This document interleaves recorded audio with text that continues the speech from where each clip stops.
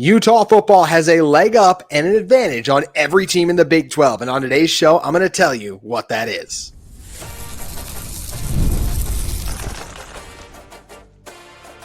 You are Locked On Utes, your daily podcast on the Utah Utes. Part of the Locked On Podcast Network, your team every day.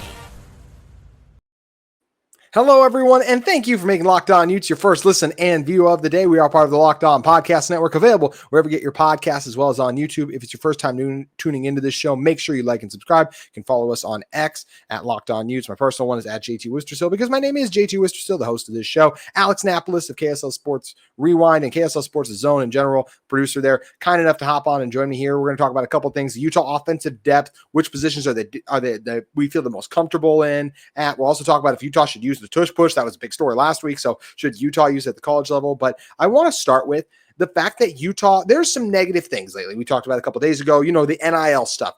BYU has a lot more NIL resources than Utah with all those 9-figure donors that they have. But then you could also look at a team like Texas Tech. They bring in a top 3 portal class. Utah's not doing those things. But there is a big advantage that Utah has on every team in the Big 12, Alex. And it's simply put, their player development is still the best. No one other than Utah has put over 35 players. They put 36 in to be exact, into the NFL in the last 11 years. Only TCU is the only other one over 30. So as valuable as NIL is, if you still want to maximize your potential and put yourself in the best ability to make the most money, that's still in the NFL, not college. Utah is the place you should still come to in the Big 12.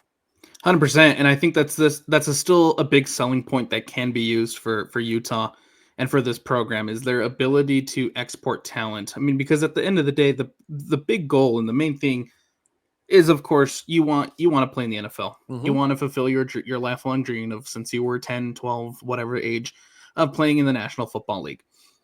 Utah, they're still incredibly excellent at development, and I think that's a huge testament to the coaching staff. That's a huge testament to Witt, to all his assistants, and everyone that's involved in the program.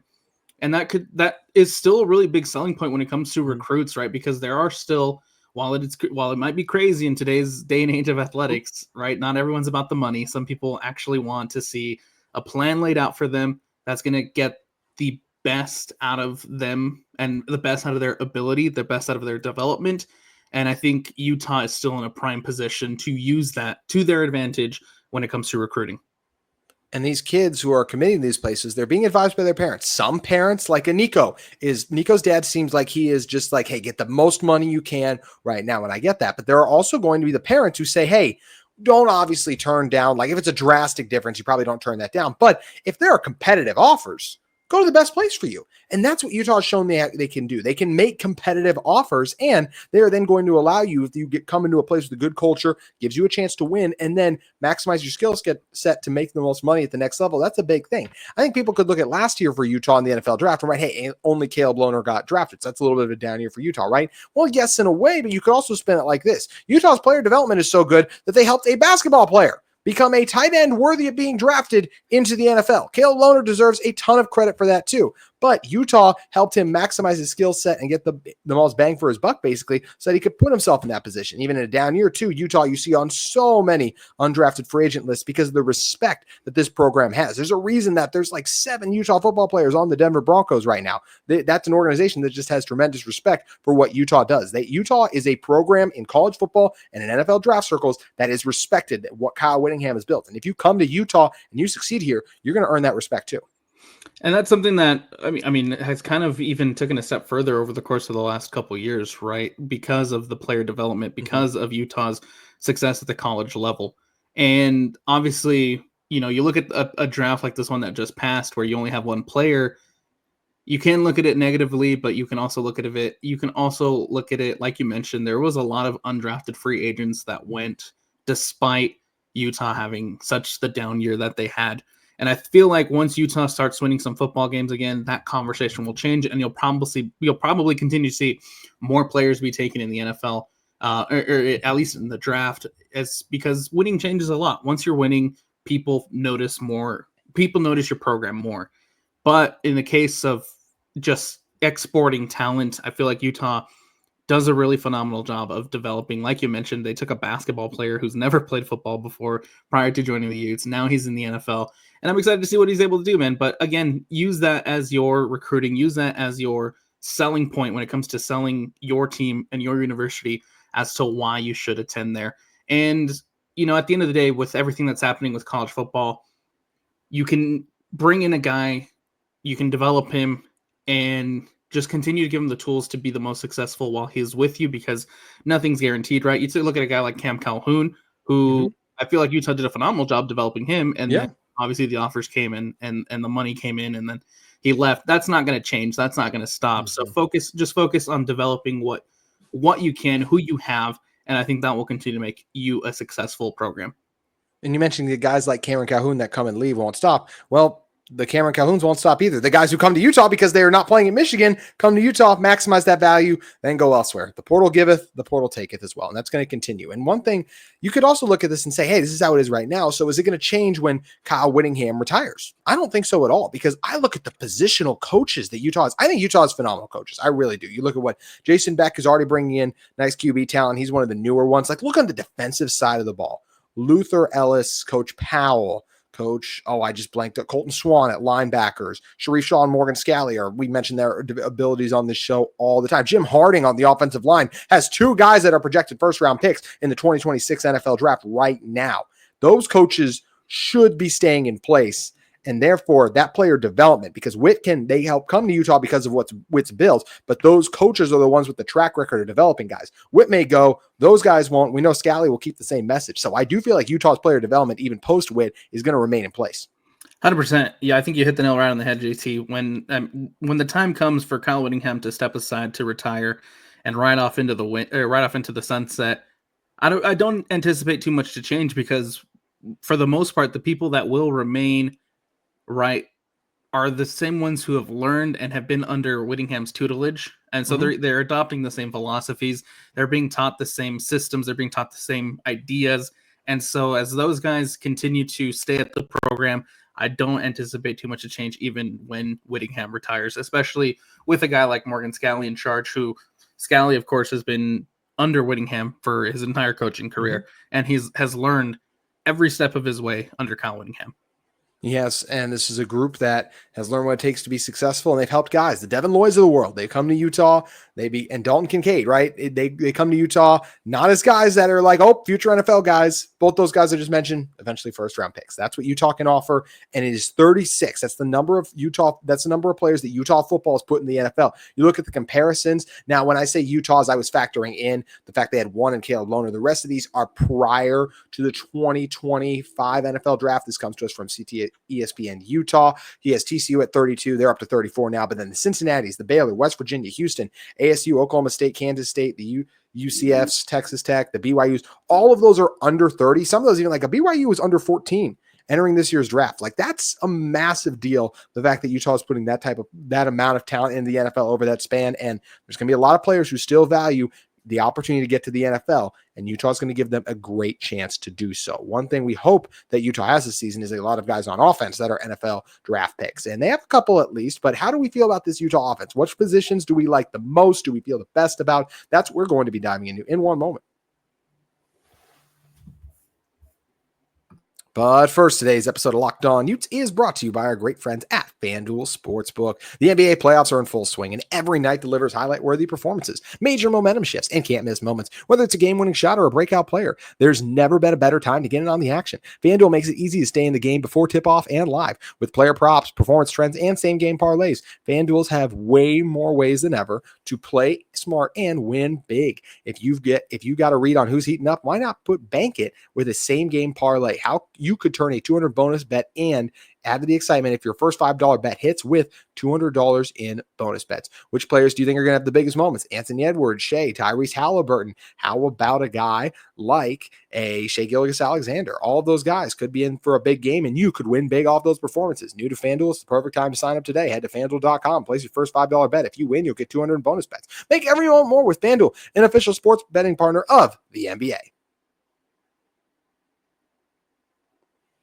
Alex Napoles did this a couple days ago where I talked about with Matt Patton, the defensive side of the ball, ranking each position based on how confident we are in it. So when it comes to the offensive side of the ball, this is what I did with Matt. I want to see if we match. Which position group, and I do want to say, I divvied up offensive line. That was the only one, and then tight ends, wide receivers, running backs, quarterbacks, all separate. Which position group do you have the most confidence in on Utah's offensive roster? Right now, the position, and I think this might be just because of the issues that they've had at the quarterback position prior to this year. But Devin Dampier gives you all the confidence to work at the quarterback position, right? Devin Dampier coming in and, under Jason Beck, we have yet to see him have a snap, but based on what we've seen off of New Mexico, I think right now the one that I'm most confident in would be, and I know it might be controversial, but I'm going to say quarterback. I'm surprised you didn't. So as I mentioned, I separated offensive line from offensive tackles to interior line.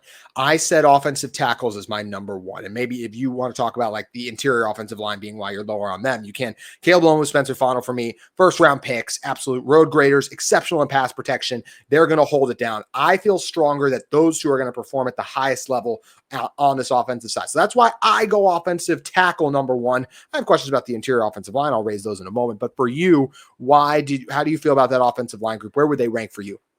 I throw them at second, right? If we're going to separate the inside and the outside, the interior and the outside, I would probably say, of course, you have two guys who are projected to go round one next season, right? If everything goes according to plan, everything goes the right way, Spencer Fano and Caleb Lomu are going to be first round draft picks. And so that I'm going to put them at number two because we're going to get out of both of those guys. You know what they bring. They're arguably the best offensive tackle tandem in all of the Big 12, I would probably say. I don't know. I did a show on them being in the country. I did a show on the country. I would probably say in the country too. Definitely for sure the Big 12. And those guys, they bring you the confidence because you know what you're going to get out of them. When they're healthy, those two are going to be an excellent pairing for Utah. The next one is interesting. I almost went quarterback, but I got to be honest. I do have a couple questions, even though I feel good about Devin Dampier translating. I have a few questions. I have less questions about Wayshawn Parker. I think he's going to be a star in this offense. Mekhi Bernard went over 1,000. Unless they divvy up the carries, I really think Wayshawn Parker could be 1,000-yard back in this offense. Showed great promise his freshman year at Washington State, transferring over. I think he's going to be tremendous with this team. And then outside of that, I like the backup pieces, right? The Naquari Rogers, the Devin Greens, and there's someone else I'm missing, but they brought in a Virginia Tech guy. Like there's a couple of guys in that backfield that Utah has that have played at this level. Like I just feel good about them, especially because the guy is Wayshawn Parker, and he's a guy who has experience against P4 competition. Dampier has a little bit, but not as much as a guy like Parker ended up going against. So that's where I go running back 2, and then I go QB3. I'm really excited for Devin Dampier. I'm optimistic for him. I think he's going to have a big year. He threw 12 interceptions last year. He had a couple of questionable decisions in the spring game as well, too. I think it's going to take him time. I still think he's going to be good, but by the end of I don't know if he will be the best piece of this offense. He could be, but I still have some questions about him acclimating, which is why he falls to third for me. I think third for me, I'll probably throw running backs in there. Yeah. It's not easy, and nor do I think, again, the day and age that we live in, it's not easy to replace your entire running back room in an offseason, right? You have no running backs returning from last season. You have to completely start from scratch when it comes to that position. On top of that, you have to find a new running backs coach, by the way. And so you have to entirely rebuild your entire running back room. But they've brought in guys who I think will be extremely exceptional, not only under Jason Beck, but I think in this Utah offense, in an offense that I think is going to be focused on running the ball, an offense that I think is going to be focused on making sure that they utilize the best out of both a running dual threat quarterback and, of course, a really good running back like Wayshawn Parker. And so it's not easy. I have to give them all the massive credit in the world for rebuilding and starting that room from scratch in an offseason. They're probably my number 3. Similarly, because of, like you mentioned, JT, they do have guys who with experience. And then you got a guy like Wayshawn Parker who has a really high ceiling coming in, who can be a big difference maker. And of course, having already played at the P4 level. The other thing that factored into this for me when the margins are thin between running backs and quarterbacks in my eyes, because we expect Devin Dampier to be the guy for this season. But when you're looking for other factors of, okay, the backups, I have way more confidence in our backup running backs. And I did a whole show on the questions I have for backup quarterback. I mean, if Nate Johnson's not going to be that guy, and it seems like he's not, then you are looking at Isaac Wilson, who did not perform well in that role last year. We're doing the same thing with Burt Ficklin we did with Isaac last year. We're going to throw all that on a true freshman. Even a guy like Brandon Zerbrug, he played a little bit in the spring game, but we heard only most so about the top stuff, and he didn't play at Oklahoma. So massive unknown versus those other guys. Yes, it's G5 success versus P4. They have performed at the G4 level, so I feel better about them making that transition. So offensive tackle one for me, then running back, then quarterback. Next is interior offensive line. A group that I still have questions about, but the more I hear the coaches talk about it, I feel optimistic. Kyle Whittingham and the staff have raved about the offensive line as a whole, having all 5 starters back. We mentioned the 2 tackles, but then you get in guard, Tongai, Mokafisi. Mokafisi's been a starter. This will be his 4th year now. And then Jaron Kump. Jaron Kump is still probably the guy I have the most questions about, just based on how he's performed. But if they're confident in them, I'll give them the benefit of the doubt. I think another year will be good for all of these guys. This is still a staff that doesn't give out praise super easy. So the fact that they are being this complimentary of the offensive line leaves me optimistic. So that's why I have the offensive line at 4. I'm going to throw them at 4 too, because I think you and I both have the same last 2 positions, and we'll get to those here momentarily. But I'm going to throw them at 4 as well. Mostly because yes, there's still some questions there for me, but you do have to give them credit for being able to return all 5 starters. Mm-hmm. That, I think, in itself should instill some confidence, because we've talked about how difficult. We were just talking about how difficult it was in the earlier part of the show, where you develop players and they're going to leave once the money comes, because that's just the world we live in. But they were able to retain all those guys, and they went a full season last year. They've got another year of experience under their belt. Mokafisi, I think, is absolutely phenomenal. Jaron Kump, I really hope he takes up another step with another offseason, under his belt, with another spring training or whatever under his belt, and he's able to take another big step, because I think that out of all the linemen on Utah's line, the center is probably the position that I feel like lacks the most, and so the hope is that Jaron Kump can take that next step. 1,000% agree with that, and I think him and Tongai would be the 2, as I kind of mentioned, and Mokafisi would be the 3rd best guy there after the Lomus and the Fanos. But yeah, just questions about that group. Can they perform? And Kump being the biggest guy I have those questions about. We do have the same bottom 2, and I think it's understandably so. I'll go receiver 5, tight end 6. For me, we got Tobias Merriweather. We're excited about that. He didn't work at Notre Dame. He didn't work at Cal. Part of that's injuries, but also part of that is inconsistencies. So do I think he'll be a good piece at Utah? I do. But if we look at his track record, there's questions there. And you could say that about the rest of these guys, right? Like Otto T is trying to make the jump from group of 5 to P4. He didn't look great in the spring game. Justin Stevenson, another guy who didn't pop exactly. It's a balance of how much you read in the spring game versus the other stuff. So this is a Utah team. They got some receivers, Akui Whitmore, Ryan Davis, but all these guys have to make that jump, and I have questions if they can do that, especially with the limited production they put up compared to like an Aquari Rodgers last year was at least an established RB2 for the Lobos. And then we mentioned Wayshawn Parker, a successful, that was a Washington State team. They got ranked in the top 25. He had over 700 yards as a running back in that offense. That's a lot of success that you can bank on there. And the tight end room took a massive hit with Landon King transferring out. That was a huge loss for this team. I hope Hunter Andrews is good. I have never seen Hunter Andrews outside of in the spring game. I liked what I saw, but it's a lot to make that transition again after you linebacker to running back to now he's a tight end. I'm optimistic, but that's a lot. Dallin Bentley he was okay last year. He wasn't great for Utah. I thought he left a lot to be desired as a blocker, to be honest, too. So, and another guy that's still growing as a route runner. So those to me are by far the 2 biggest positional question marks I have about this roster. Offensive. And actually, I'd say offensively and as a whole, wide receiver and tight end. So really the pass catchers, biggest questions I have, offense or defense. 100% agree. When it comes to both sides of the ball, those are the 2 positions that I have the most questions about.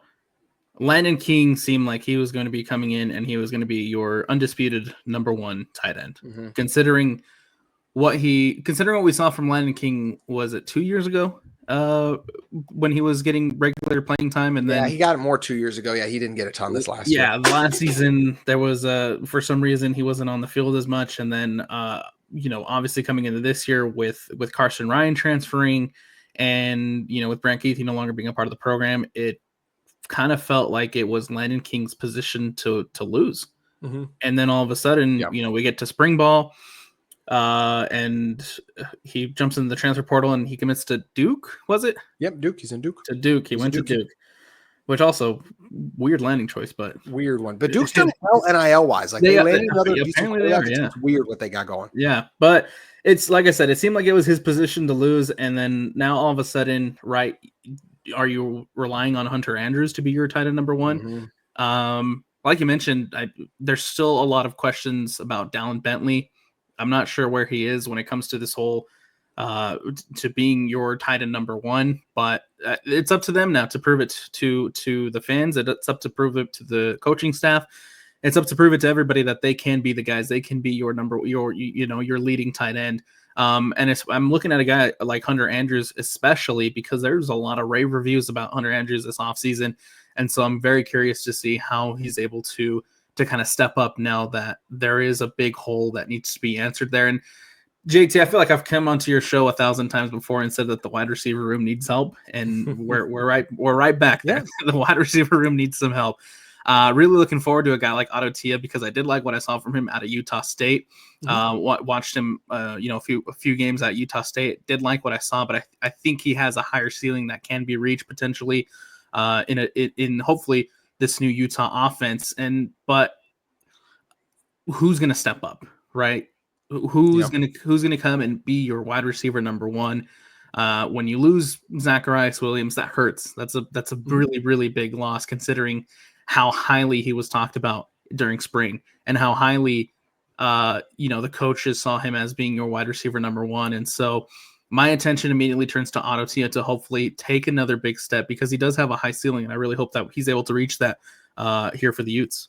I agree. I think he's got a high ceiling, and I hope that Utah can maximize him and a couple of these other receivers, but it's also on them to produce as well. So my final list: offensive tackle 1 for most confident to least confidence, offensive tackle, running back, quarterback, interior offensive line, wide receiver, tight end at 6. And I think yours was slightly different. I know the back were more similar, but what do you have? It was QB at the top, and then who did I put? Oh yeah, the offensive tackle. The tackles, and then the running backs, and then the interior, and then. Honestly, the tight end and wide receiver is the toss up. They both go hand in hand right now because there's a lot of questions, man, that they need to answer this offseason or through the summer. There is, and hopefully those guys will continue working at it in the summer. I really have no doubts that they won't, that they will continue to work. I have no doubts that they're not doing that right now. But yeah, massive question for how this team is going to end up performing there. So one question though for Utah is when they get in short yardage situations, what are they going to do? And I think Utah should have the tush push. This was a big thing last week that all blew up. The Eagles barely got it through that the tush push would continue to be allowed, which first of all, it obviously should be allowed to me. It's just a football play. It's a simple football play.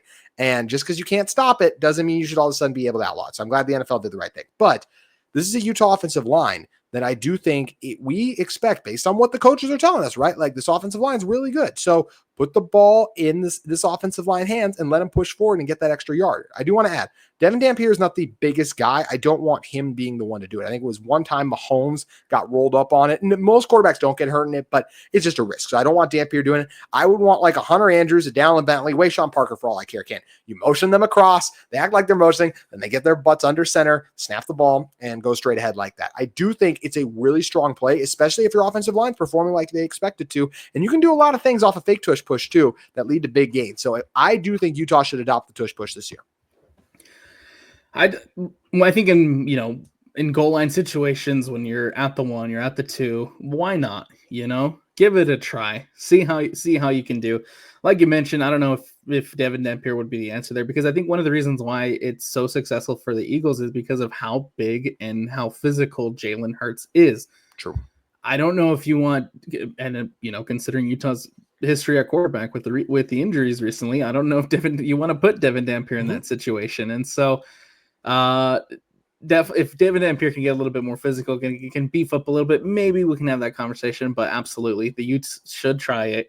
Why not? If you're at the 2, you're at the 1, you just need a touchdown. Why not try it to see how successful you can be, and maybe score some touchdowns? Right now, I'm thinking of that Arizona game last season where Utah got into the red zone and they got in short yardage situations and they just couldn't capitalize on those opportunities. And so if you're in that situation, why not try it? Thanks for making me relive those painful memories. By I the way, know, I know. That's what came to my mind the second you, the second you brought it up. That's what came to my there was mind. some. I think it was the Arizona game. Man, they were brutal in the red zone. Yeah. That was really it. Just you hated to see it. I think it's really in the field shrunk, so there just wasn't as much you could do. It's harder to run the ball in the red zone, and we just saw this offense crumble, and hopefully that's not the case this year. There's a lot of fun things that Utah can do with Devin Dampier at quarterback, and I'm really excited to see what this offense looks like with him being utilized. Just like Alex, I'm always lucky when I can utilize you as a guest on this show. Thank you so much, my friend, for making the time to come on. I know you just wrapped up KSL Sports high school coverage for another year, so congrats and hats off to you, my friend. You did a great job with soccer out there in the state, most recently on addition to football and your basketball work, but please tell everyone what you got going on and what you got coming up. Absolutely, man. It's always a blast, and we're always doing something over at KSL. I wear many hats there, whether it comes to soccer coverage, whether it comes to basketball coverage, whether it comes to high school coverage, you name it, I'm there. So at Napoles Alex is the place to find that. You can also find all our content and whatnot at KSL Sports. Alex, you're the best. Thanks for making the time, man. Thanks for the invite, man. Always a pleasure. That's going to do it for this edition of Locked On Utes. We hope you'll join us again tomorrow as we talk about the latest in Utah football and Utah athletics.